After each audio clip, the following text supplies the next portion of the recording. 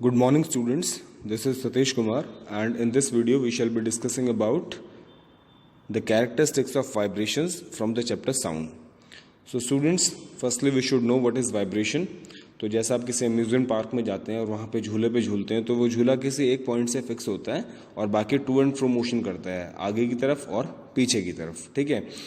तो इसी टाइप से घरों में जो हमारे क्लॉक्स होती हैं उनके अंदर जो पेंडुलम होता है वो भी किसी एक पॉइंट से फिक्स होता है और फ्रॉम लेफ्ट टू राइट और राइट टू लेफ्ट इस टाइप का मोशन करता है, टू एंड फ्रो मोशन कहते हैं इसे।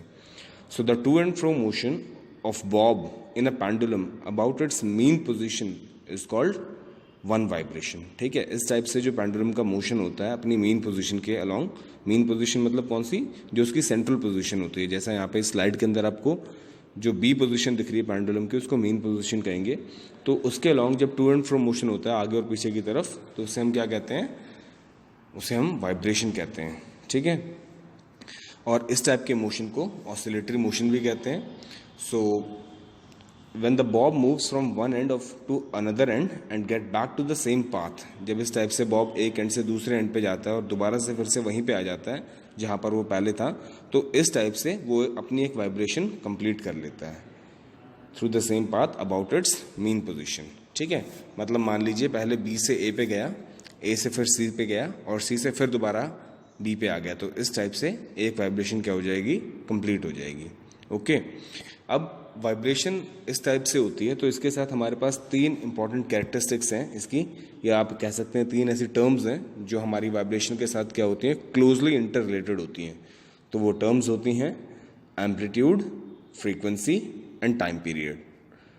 इनके बारे में हम अभी डिस्कस करेंगे। You can see it in the next slide. Next slide में आपको ये तीनों चीज़ों के बारे में हम कॉम्प्रिहेंसिव तरीके से डिस्कशन करेंगे, ओके।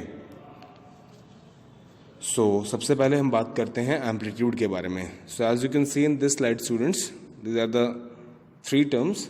एम्पलीट्यूड क्या होता है, the maximum displacement of a vibrating body from its mean position.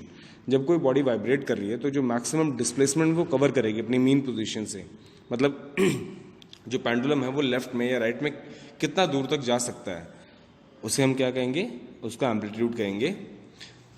On the either side is called its amplitude. A stationary body when stuck slowly has less amplitude. अगर किसी stationery body की बात करें और वो धीरे धीरे बहुत मूव कर रही है तो उसका एम्पलीट्यूड क्या होगा, बहुत कम होगा। For the same body when struck hard has large amplitude. और अगर सेम बॉडी को अगर आप जोर से मारेंगे तो क्या होगा, वो एक ज़्यादा हाइट पे क्या करना शुरू कर देगी, ऑसिलेट करना शुरू कर देगी, जिसकी वजह से उसका एम्पलीट्यूड क्या होगा, बढ़ जाएगा, ठीक है। नेक्स्ट टर्म आती है हमारे पास फ्रीक्वेंसी। फ्रीक्वेंसी क्या होता है, frequency is the number of vibrations made by vibrating body in 1 second.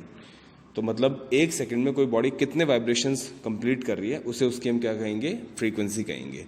अगर कोई बॉडी बहुत जल्दी जल्दी ऑसिलेट कर रही है तो उसकी फ्रीक्वेंसी क्या होगी, ज़्यादा होगी। और अगर कोई बॉडी बहुत धीरे धीरे ऑसिलेट कर रही है तो उसकी फ्रीक्वेंसी क्या होगी, कम होगी। सो जहाँ तक यूनिट की बात है फ्रीक्वेंसी की, तो इसे हम हर्ट्स में मेजर करते हैं, HERTZ, hertz. And a vibrating body when makes one vibration in 1 second, then its frequency is said to be 1 hertz. और जब कोई बॉडी एक सेकंड में एक वाइब्रेशन कंप्लीट करती है तो उसे हम 1 hertz कहते हैं।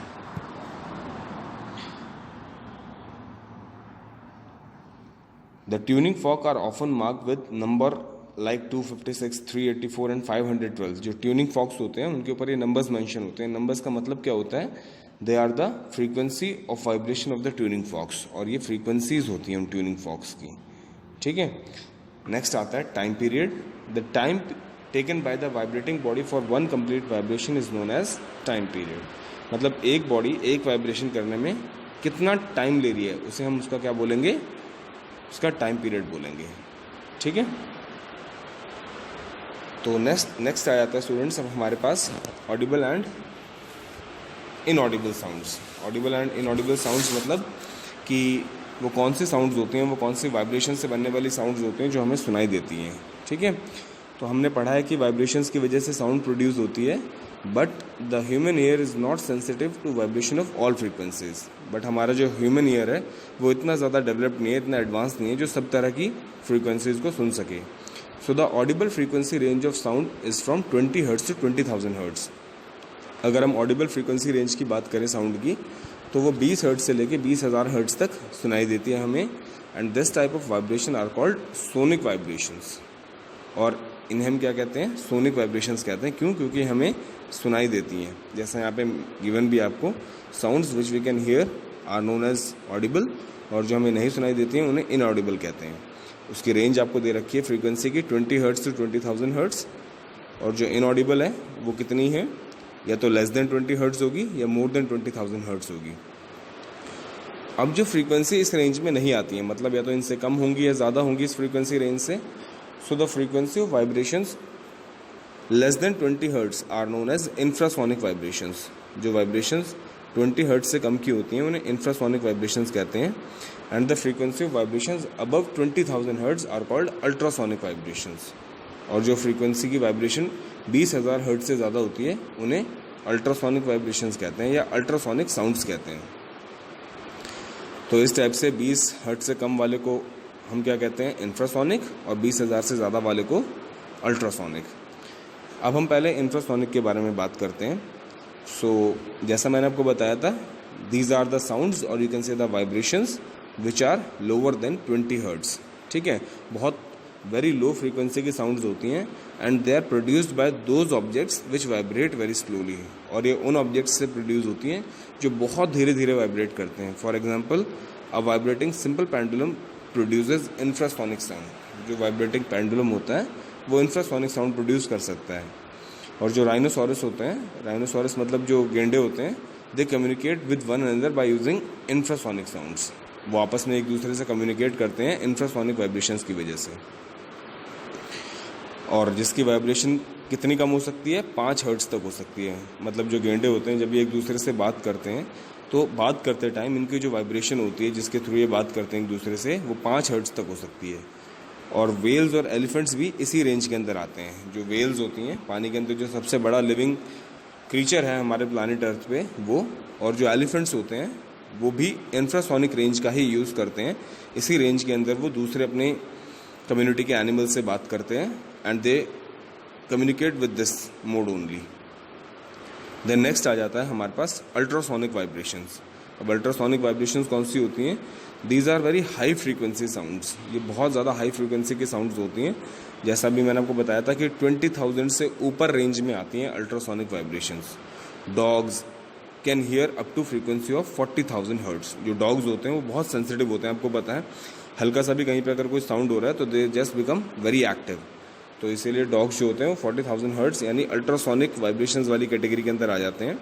And monkey, deer, cat and leopards can also hear ultrasonic sounds of frequency up to 50,000 hertz. अब जैसे मंकी, डियर की बात करें तो they all comes in the category of ultrasonic frequency range. जैसा यहाँ पे आपको दिखाई दे रहा है साइज चार्ट, 20,000 से कम में एलिफेंट आ गया है, 20 से 20,000 किलो हर्ट्ज में हम ह्यूमंस आ गए हैं, और अल्ट्रासोनिक में बैट्स वगैरह जो मैं आपको बता रहा था अभी, bats, cats, deer, mostly animals आ जाते हैं। So the frequency range of vibrations produced by bats is 50 hertz to 80,000 hertz. अब जो बैट्स होती हैं वो 50,000 टू 80,000 हर्ट्ज तक की फ्रीक्वेंसी रेंज या साउंड प्रोड्यूस कर सकते हैं। And the eyes of bats are very weak. जो बैट्स होते हैं उन्हें ठीक से दिखाई तो देता नहीं है।